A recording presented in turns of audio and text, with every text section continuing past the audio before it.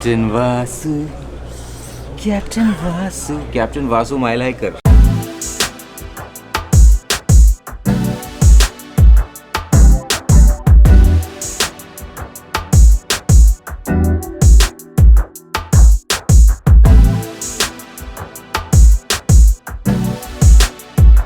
What are your expectations from the flight and the drive today? A very good morning to all of you from the flight deck. We expect a landing time of around 2 hours because we're on a very shit flight right now. And अब हम उड़ान भरने के लिए तैयार है. कुर्सी की पेटी बांध ले और ज़्यादा उंगली ना करे यहाँ वहाँ. और expecting landing time at around 45 minutes past 11. And since Jodhpur is a defense airport, camera अपने जेब में रखिए.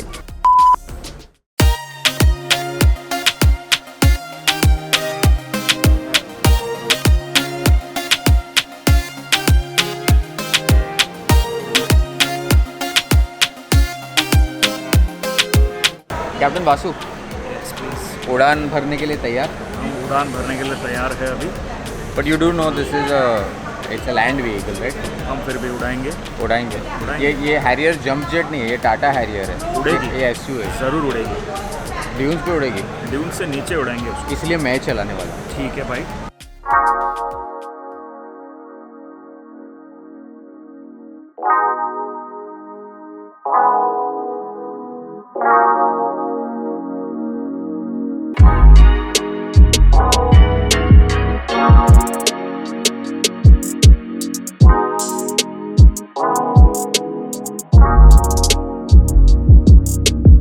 This is Motovore, I'm Tushar and we're outside Jodhpur driving this, the new Tata Harrier. So a lot of people have been waiting for this vehicle and I think the anticipation is primarily because of the way it looks. I mean, just look at it. It's like Pratap Bose, the designer, said, "मेरे को ऐसा ही मांगता है," and basically the rest of Tata Motors had to comply.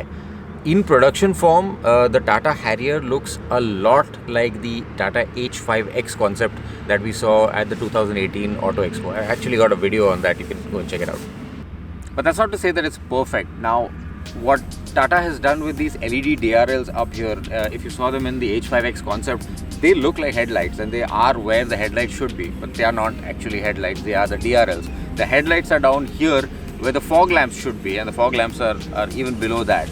So it's going to polarize a few people, but really that's nitpicking considering what this SUV actually represents.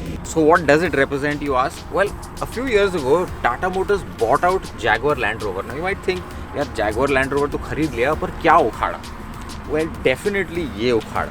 And I know I've said this before about the Tata Hexa when it came out a while back, but really compared to this, the Tata Hexa was almost like a proof of concept. This is actually based on the D8 architecture which underpins past Land Rovers as well as the current Discovery Sport. And if you squint a little bit, you'll see a bit of Discovery Sport in the Tata Harrier. So Tata had to make some choices in order to fit the Harrier into a specific price range. Now we've been driving the top end version. We're always driving the top end version on media drives. We're estimating that this is going to cost about 21 lakh rupees on road. And in order to get it in here, what they've done is, of course, they've used the JLR architecture, which they've borrowed. And they've also borrowed the 2-liter diesel engine from the Jeep Compass. So, घर का platform और बाजू वाले का motor, which makes sense because the motor is made in India and it allows them to get some cost efficiency. Suspension is pretty good though. Tata has given us these nice 17-inch wheels, and as you can see, there's a pretty high profile tire there. So that absorbs quite a bit, and the ride is pretty plush. Plush to the point that there is a little bit of pitching on hard acceleration and braking, but I can live with that. So Tata is quite proud of the choices they made in the interior. There's this chocolate brown interior upholstery, and there's also a bit of oak wood trim on the dashboard. They've also used piano black in a lot of places. Now, I'm not really a big fan of any of these things, but they come together okay. They've tried to give it a little bit of an upmarket vibe. That being said, it is quite comfortable inside. The second row is good, the leg room is good, and the AC is good. So up front it gets a little bit weird. For the passenger, the front passenger, the wheel arch kind of intrudes a little bit into the passenger footwell, so that's a little bit strange. Also for my frame, I wasn't unable to actually get entirely comfortable in the driver's seat. I almost feel like the seat is canted a little upwards, so I've got a little bit of pressure on my thighs. Can't really get too comfortable there. The steering wheel though does tilt and telescope, so that's good. It'll get close. There's also this aircraft inspired handbrake, which is pretty unique for a car like this, or for any car for that matter. I think the Marazzo has one, but it's on one side. This one is an actual, it looks like a aircraft throttle. So that's basically two nods to aircraft in this car. There's of course the name, the Harrier, and then you've got this. We need to talk about the infotainment system. Now, music and speakers are by JBL, so it sounds okay, but to my ears, it's pretty bass heavy and boomy. But I don't think that will matter because most people who use car audio are buffoons and they just slide the bass slider to the max anyway. So, the unit itself is a widescreen and it's all new. Now, in the Hexa, they had something that was a little bit different, but it worked. It didn't have your Apple CarPlay and Android Auto, but it kind of worked. So, they scrapped that. Now in the Nexon also it's pretty okay, but they haven't used that either. This is all new, and the interface is a little bit weird. Like there are places in the interface where things are not immediately apparent. Like for example, the AC venting mode, whether it's coming on your face or your legs, is not really visible very easily. It's right in the corner somewhere. So you'll end up pressing that button and wondering if the setting is changing or not, unless you actually know where to look. So that's a little bit strange. But then you do get both Android Auto and Apple CarPlay, which is more than you can say about Land Rovers and Jaguars, which is great. It's also got this voice activated feature where you press the button on the steering wheel, just say what you want to do. So set fan speed to 5 and it will just do that, or read out SMS and it can do that as well. It can't do it for WhatsApp, but it can do SMS, it can do car functions. 2 thumbs up. Another nitpick is using the USB port in this car is just weird. I mean, it was weird enough in the Nexon where your hand couldn't fit. In this, it's just another level. There's very little space for your hand. You can't actually see the USB port from your driving position. You actually need somebody behind you to tell you where the port is, and then you can direct your hand towards it. It's just strange.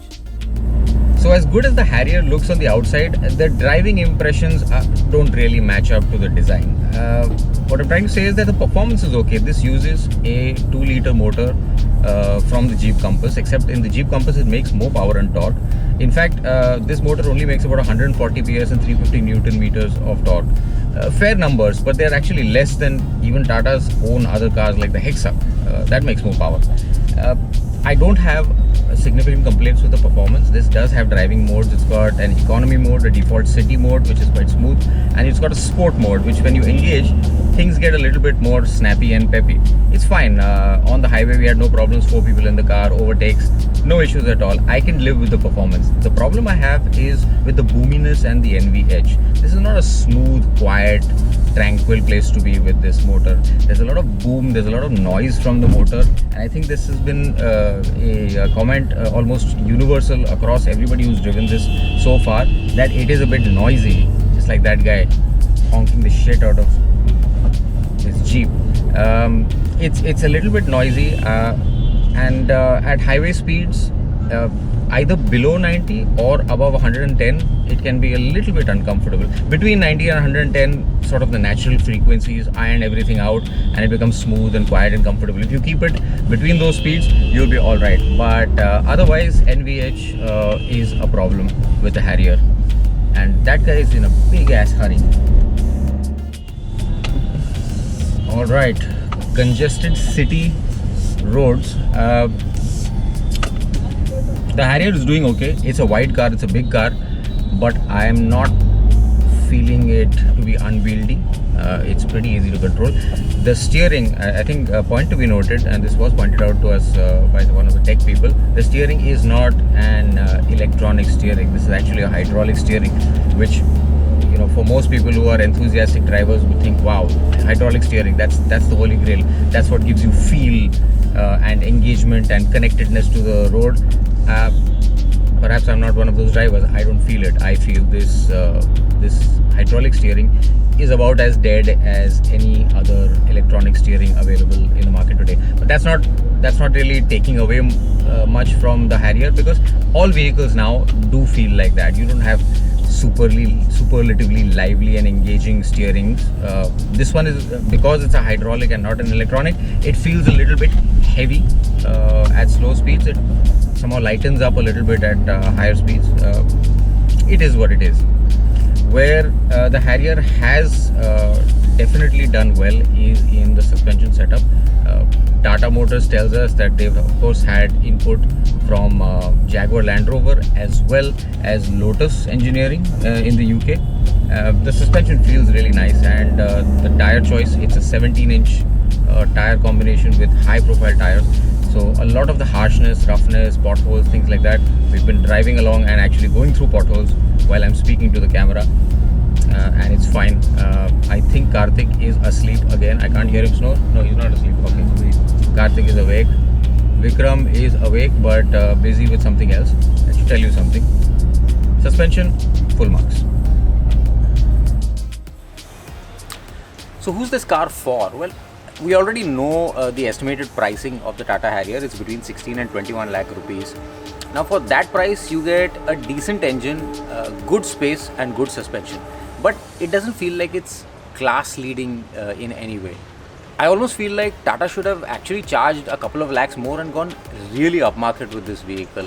At this point, it feels like the engine donor, which is the Jeep Compass, feels more premium.